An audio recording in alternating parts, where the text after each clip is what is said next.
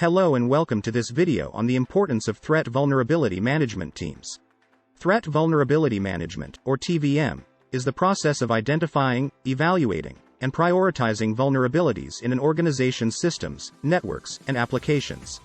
This process is critical for protecting organizations from cyber threats and ensuring the confidentiality, integrity, and availability of their systems.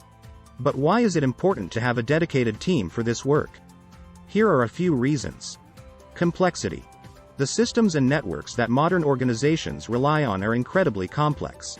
They often involve a mix of hardware, software, and people, and they are constantly changing.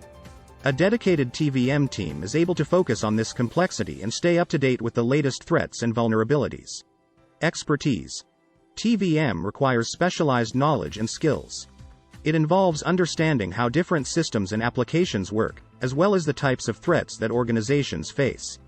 A dedicated TVM team is able to bring together this expertise and apply it to the organization's specific needs. Continuous monitoring.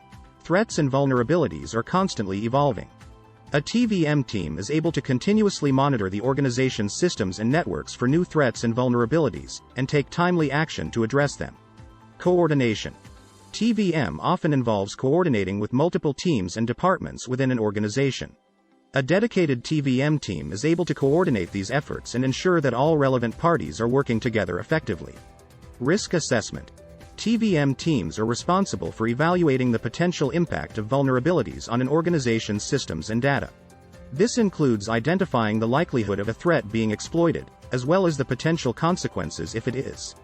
This information is used to prioritize vulnerabilities and determine the most appropriate response. Response planning.